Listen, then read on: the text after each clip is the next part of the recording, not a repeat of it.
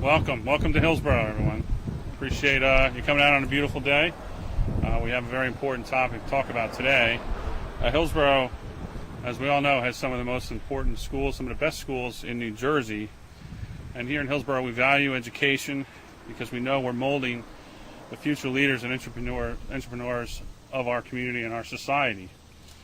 This year, because of state budget cuts, at the top, the school district budget was cut by $1.4 million. I'm disappointed that our congressman had an opportunity to get money for our schools system, and instead he went to Washington and voted against our students. I'm glad that Ed Potosnak is here today in Hillsborough because we recognize that he understands how important it is to educate our students and our community and our schools and how important they are for our future. He's on the right side of this issue, and I really want to welcome him here to Hillsborough, and he'll be on the right side of the issue when he comes to represent our students in Washington. So with that, I want to welcome Ed Potosnak to Hillsborough Township. Thank you. Thank you. Thanks, Paul. Thank you for joining us on this, what is a very sunny day, to talk about something that's extremely important. I also wanted to say thank you to Paul for his commitment to education and knowing the importance of education to our future. And he's definitely on the right side of this issue. Additionally, I wanted to extend my thanks to Senator Lautenberg for spearheading the passage of legislation that I'm going to be addressing this morning through the Senate. He obviously gets it. And again, thank you all for taking time to be here. This year in New Jersey, education came under attack with some of the biggest cuts in my lifetime for our funding. Denying our students access to classes and science labs, these are vital to their future, and our future, I might add. America is losing its edge, and our public schools, they certainly won't help us get it back with these kinds of disastrous cuts. When we improve our public schools, we create a generation of leaders who will help America get its edge back. Earlier this week, President Obama said that education is an economic issue, and I agree with the president. I'd also add that it's a national security issue, and our national security depends on the quality of education we provide our young people. Right now, we are weathering the worst economic crisis since the Great Depression, and the best way to get our economy back, America's economy back in the right track, is to ensure that the best education for our next generation of leaders and entrepreneurs is provided for them in our schools.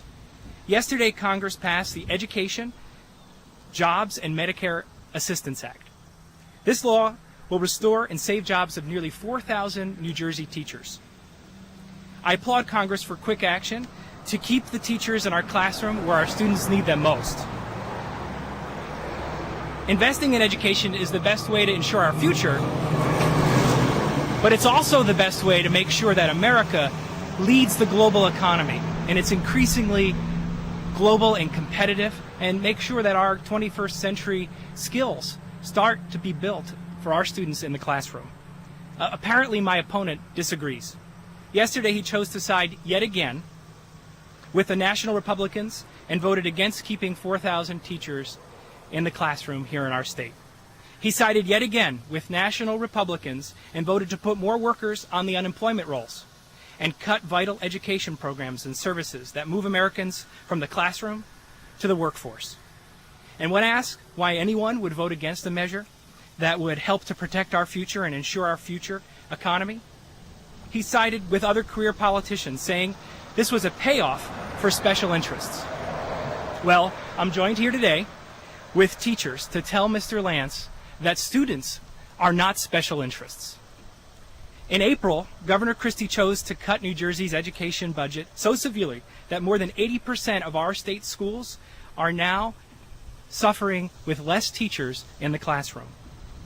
Mr. Lance's vote yesterday, it's a clear signal that he agrees with the governor and his agenda. It's no wonder Leonard Lance is Governor Christie's favorite congressman. Yesterday, we witnessed the Lance-Christie education plan.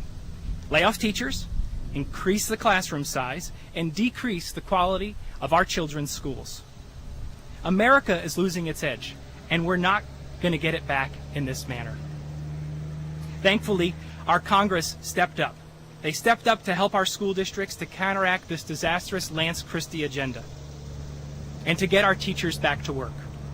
When I go to Congress, I promise to continue to get the job done, to improve our schools, to improve our public school system, and not to dismantle it.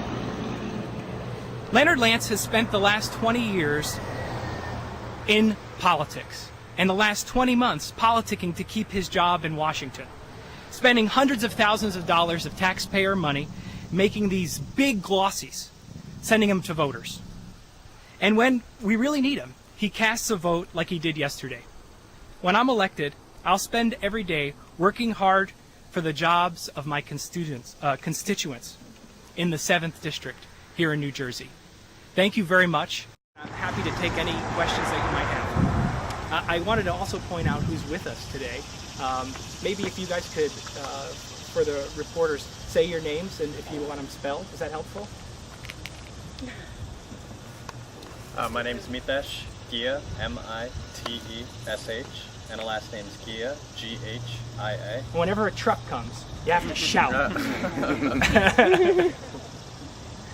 I'm Jonathan Mazeros, J-O-N-A-T-H-A-N. Mazeros, M-E-S-Z-A-R-O-S.